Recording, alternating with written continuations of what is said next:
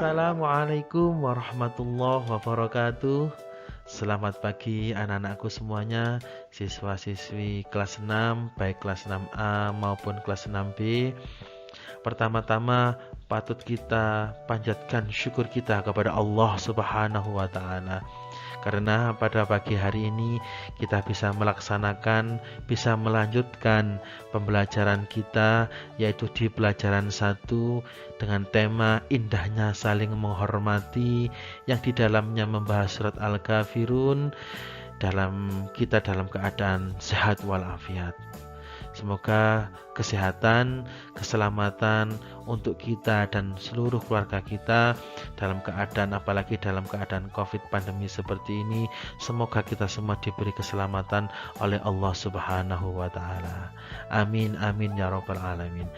Anak-anak, salawat serta salam semoga selalu tercurah limpahkan kepada junjungan kita Nabi Agung Nabi Muhammad SAW, yang selalu kita harapkan nanti syafaatnya di hari kiamat. Semoga kita semua, keluarga kita besok bersama-sama dengan Nabi Muhammad SAW di surganya Allah Subhanahu wa taala. Amin Allahumma amin. Anak-anakku, ini perlu Bapak sampaikan, pada pagi hari ini adalah pembelajaran yang terakhir di dalam pelajaran 1. Setelah kita di beberapa pertemuan yang lalu, kita sudah melaksanakan beberapa KD, beberapa tahapan, beberapa penilaian yang sudah kita laksanakan bersama-sama, mulai dari menulis, membaca, menghafal surat Al-Kafirun. Pada kesempatan hari ini, di pagi yang baik ini, nanti akan kita bersama-sama mencoba untuk mengupas isi kandungan dari surat Al-Kafirun. Jadi Al-Kafirun itu isinya tentang apa sih Pak? Al-Kafirun itu menerangkan tentang apa sih? Itu nanti akan kita bahas pada kesempatan yang baik pagi hari ini, yaitu kita akan masuk di dalam tahapan atau penilaian KD-nya 3.1, memahami makna Al-Quran surat Al-Kafirun dengan benar. Baik anak-anakku semuanya, sebelum kalian menyimak atau menyaksikan video pembelajaran ini, ada baiknya Bapak akan memberikan penjelasan terkait persiapan-persiapan sebelum menyaksikan pembelajaran video pada kesempatan kali ini. Apa saja Bapak yang harus kami persiapkan? Yaitu yang pertama adalah pensil. Pensil di sini sangat Bapak rekomendasikan, sangat Bapak anjurkan. Karena apa?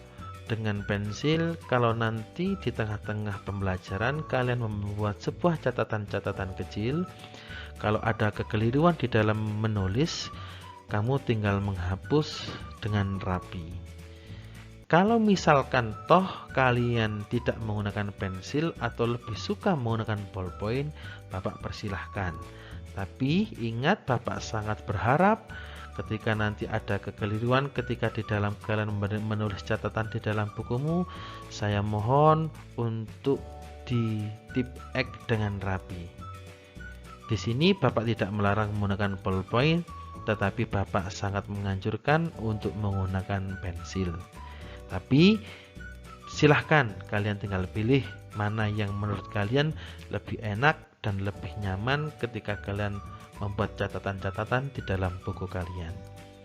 Selanjutnya anak-anak, yang nomor 2 yang harus kalian siapkan adalah buku tulis agama.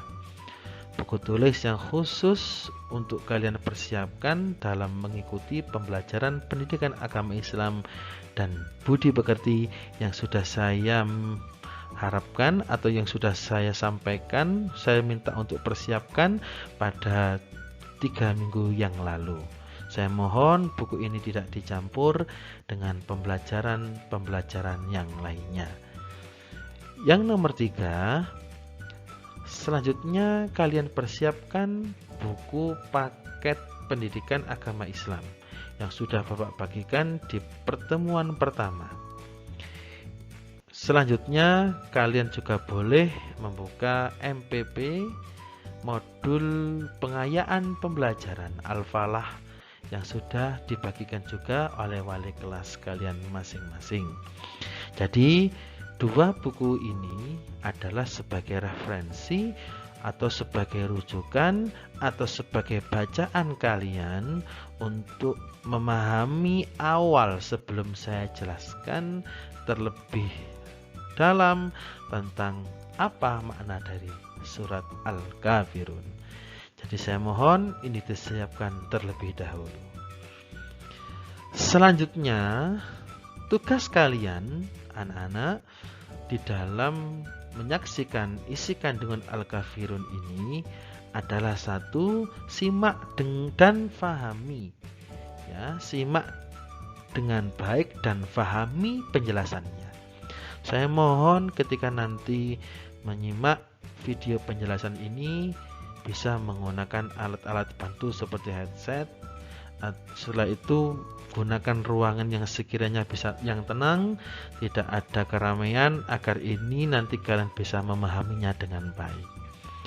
Selanjutnya catat penjelasannya dengan baik. Setiap kali ada sebuah pembahasan yang menurut kamu itu adalah hal baru yang belum Bapak sampaikan di pembelajaran-pembelajaran sebelumnya, dicatat. Pembelajaran tersebut dicatat, keterangan tersebut di dalam buku kalian. Selanjutnya buat rangkuman dari penjelasan yang sudah kalian saksikan. Jadi di dalam kalian menyaksikan video ini bukan hanya menonton saja, tapi buat rangkuman dari yang sudah Bapak jelaskan di dalam video ini. Jadi saya mohon nanti dibuat rangkuman. Ya, seperti biasa, boleh menggunakan bentuk narasi atau boleh menggunakan bentuk poin-poin seperti biasanya. Yang keempat, hasil rangkuman setelah kamu melihat video ini terus kamu rangkum, difoto dan dikirim ke Classroom atau ke WhatsApp. Jadi kelas yang menggunakan Classroom langsung ditaruh di Classroom, hasil foto tersebut, atau Pak saya kesulitan, silakan langsung kirim ke WhatsApp ke nomornya Bapak. 5. Jika ada kurang difahami dalam penjelasan, silahkan bertanya via WhatsApp ya. Jadi ketika kalian mendengarkan penjelasan dari Bapak di dalam video ini, ada sesuatu yang kurang kalian pahami, ada sesuatu yang kurang jelas, silakan kalian langsung WhatsApp ke Pak Udin, WhatsApp ke Bapak, nanti akan Bapak jelaskan di WhatsApp tersebut. Entah nanti via chat atau mungkin nanti kalau membutuhkan saya akan menelpon kalian melalui video call.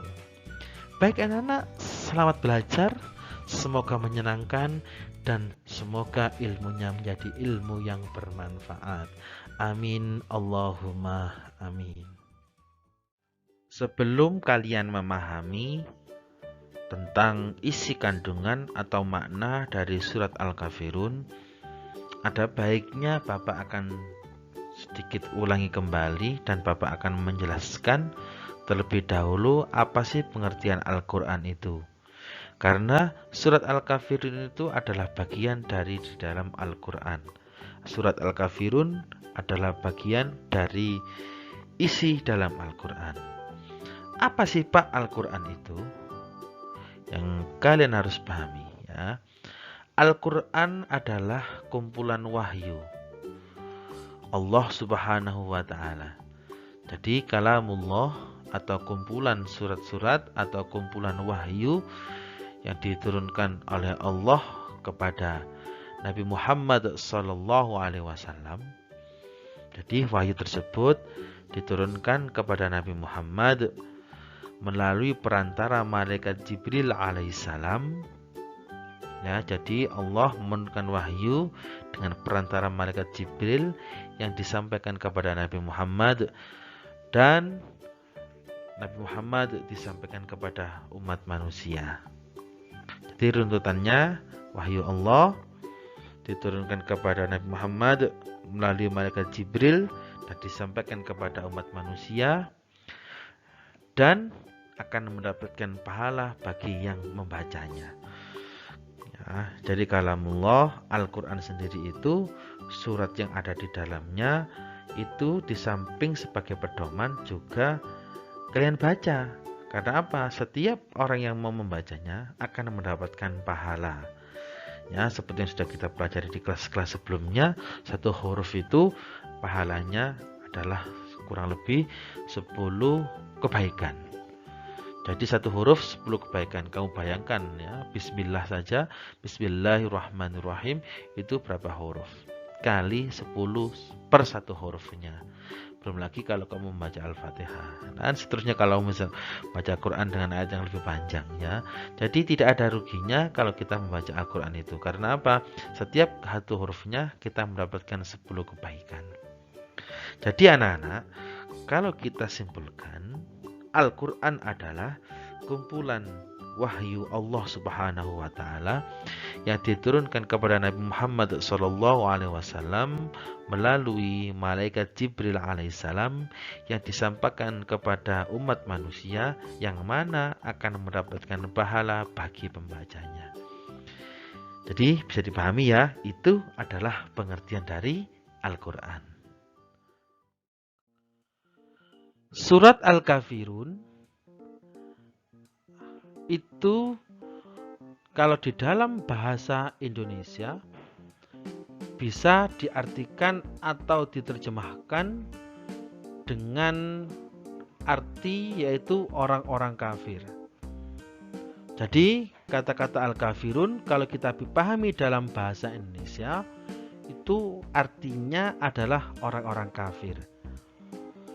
Dan surat ini dinamakan Al-Kafirun karena diambilkan dari ayat yang pertama. A'udzubillahi minasyaitonirrajim. Bismillahirrahmanirrahim. Qul ya ayyuhal kafirun. Sedikit kita flashback ya, atau kembali kepada pembelajaran sebelumnya.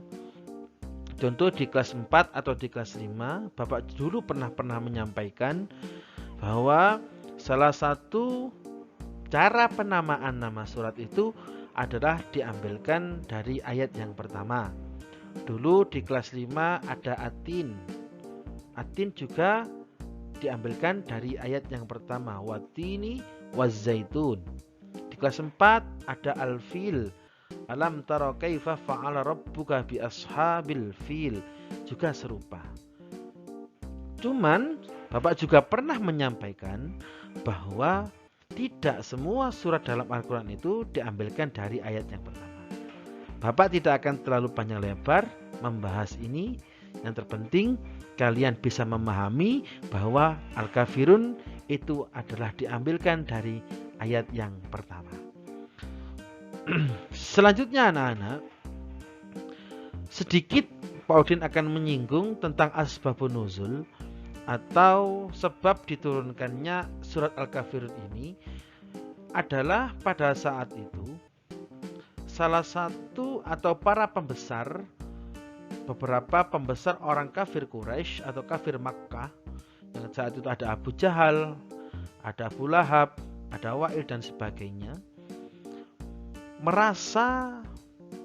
mereka merasa tidak nyaman atau kurang begitu suka dengan apa yang telah dilakukan oleh Nabi Muhammad SAW yang pada saat itu sudah mulai berdakwah mengajarkan agama Islam kepada orang-orang Makkah.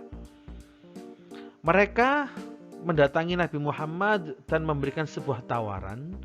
Tawaran tersebut berupa bagaimana Nabi Muhammad, hai Muhammad, kalau kita 1 tahun menyembah berhala, 1 tahun berikutnya kita menyembah kepada Allah Subhanahu wa taala.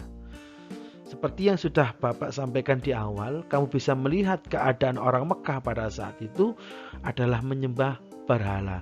Di sekitar Ka'bah banyak berhala-berhala yang disembah oleh orang-orang Mekah pada saat itu.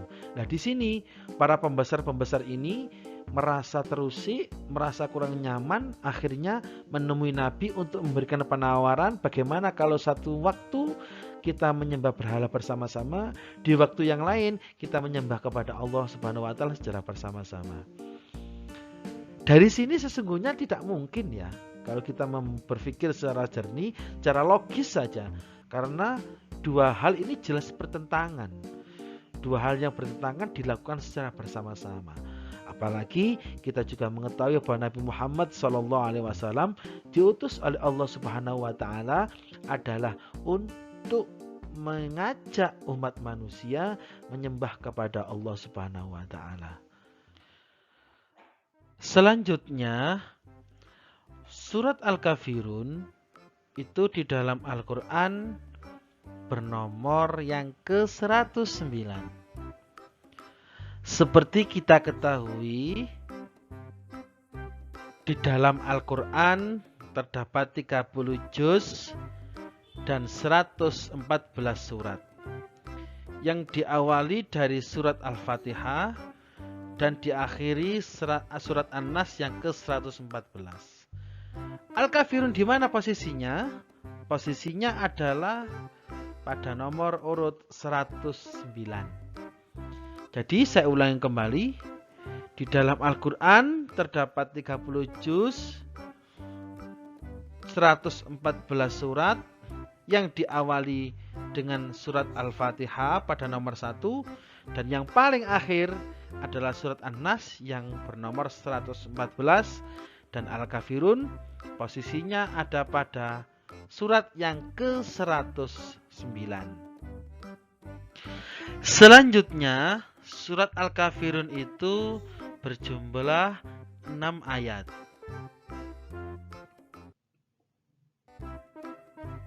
Kafirun itu diturunkan di kota mana, Pak? Kira-kira ya. Di situ sudah ada Mekah dan sudah ada Madinah. Mekah diwakili Ka'bah dan Madinah di situ Bapak tampilkan dengan bentuk dari kubah dari Masjid Nabawi. Anak-anak, sebelum mengetahui di mana tempat diturunkannya surat Al-Kafirun, Bapak akan menjelaskan terlebih dahulu bahwa surat dalam Al-Quran atau ayat atau surat dalam Al-Quran itu diturunkan di dua tempat, di Mekah dan Madinah. Ayat atau surat yang diturunkan di kota Mekah itu berarti digolongkan menjadi surat Madaniyah. Sedangkan ayat atau surat yang diturunkan di kota Madinah itu akan disebut atau selanjutnya akan disebut dengan surat Madaniyah. Jadi saya ulang kembali, walaupun ini sudah berkali-kali saya sampaikan di kelas-kelas sebelumnya, Bapak juga terus mengingatkan bahwa surat dalam Al-Quran itu diturunkan di dua tempat, yaitu di kota Mekah dan Madinah. Surat yang diturunkan di kota Mekah atau ayat yang diturunkan di kota Mekah itu dinamakan surat Makkiyah. Surat atau ayat yang diturunkan di kota Madinah itu nanti disebut dengan surat Madaniyah. Sekarang pertanyaannya, surat Al-Kafirun tergolong surat Madaniyah atau tergolong surat Makkiyah? Diturunkan di kota Mekah atau diturunkan di kota Madinah? Kira-kira diturunkan di mana ya anak-anak? Surat Al-Kafirun diturunkan di kota Mekah. Jadi surat Al-Kafirun diturunkan di kota Mekah berarti tergolong surat Makkiyah. Ya, jadi saya ulang lagi, surat Al-Kafirun itu tergolong surat Makkiyah karena diturunkan di kota Makkah. Inti dari surat Al-Kafirun itu apa sih Pak sesungguhnya? Ya, sesungguhnya dari surat atau dari arti surat yang sudah kalian hafalkan, yang sudah kalian baca, yang sudah kalian pelajari, dan di opening tadi di awal Bapak juga sampaikan, sesungguhnya surat Al-Kafirun itu sudah sangat jelas sekali ya. Coba kita baca terlebih dahulu ya. Bismillahirrahmanirrahim. Qul ya ayyuhal kafirun. Katakanlah wahai orang-orang kafir. Ini memang jelas anak-anak ya. Yang dimaksud oleh Nabi Muhammad di sini, katakanlah wahai Nabi Muhammad, ya ayyuhal kafirun, hai orang-orang kafir. Seperti yang sudah Bapak jelaskan di awal, pada saat itu Nabi Muhammad didatangi oleh pembesar-pembesar orang-orang kafir. Apa yang harus diucapkan Nabi Muhammad kepada orang kafir? La a'budu ma ta'budun. Aku tidak akan menyembah apa yang kamu sembah.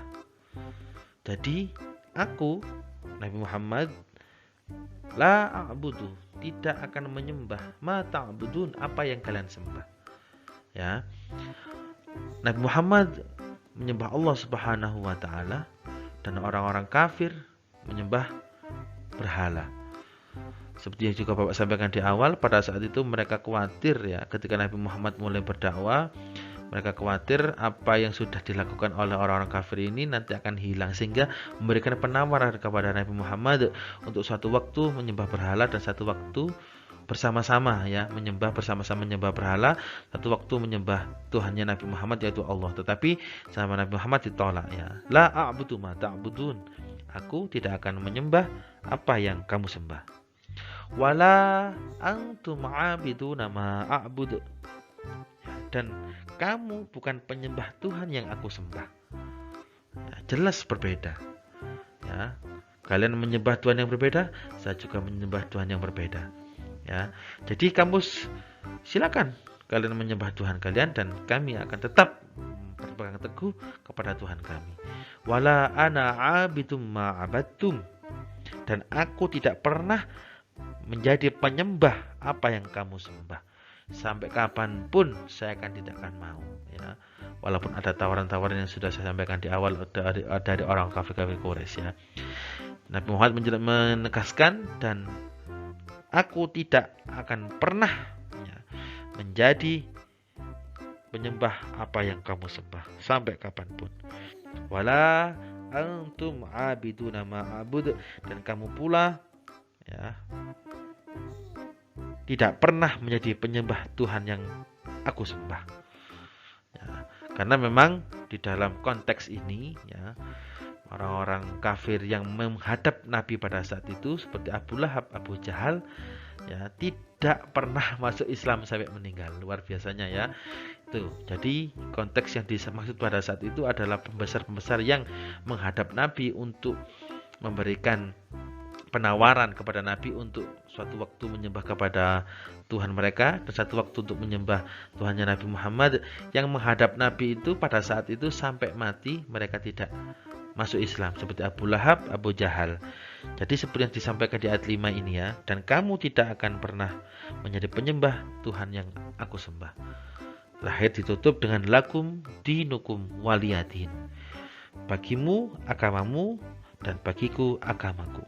Atau untukmulah agamamu dan untuklah agamaku. Silakan kalian menyembah Tuhan kalian dan saya akan juga menyembah Tuhan saya sendiri. Jadi di sini anak-anak, dari ayat Al-Kafirun ini di dalam arti sudah sangat jelas sekali diterangkan bahwa mengajarkan kita untuk apa? Toleransi. Toleransi yang bagaimana, Pak? Toleransi terhadap pemeluk agama lain. Toleransi dalam artian menghargai, menghormati, tidak mengusik ya. Misalkan mereka menyembah Tuhan mereka, silakan saja ya. Silakan saja, dan kita menghargai mereka ya. Dan kita enggak mengusik, kita menghargai keyakinan mereka, silahkan saja, lakum dinukum waliyadin.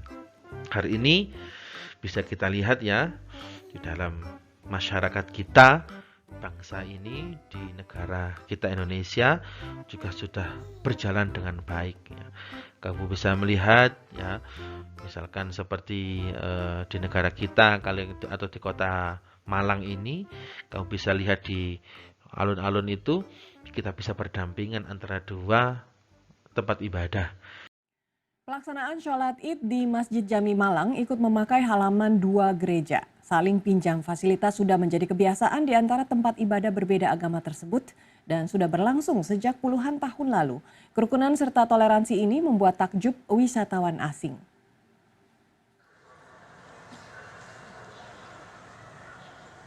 Seperti pada tahun-tahun sebelumnya, ibadah sholat id di Masjid Jami Malang tahun ini juga menggunakan halaman dua buah gereja. Gereja Immanuel dan Gereja Hati Kudus Yesus yang lokasinya berdekatan dengan Masjid Jami membuka halamannya untuk dipakai para jamaah sholat yang tidak kebagian tempat.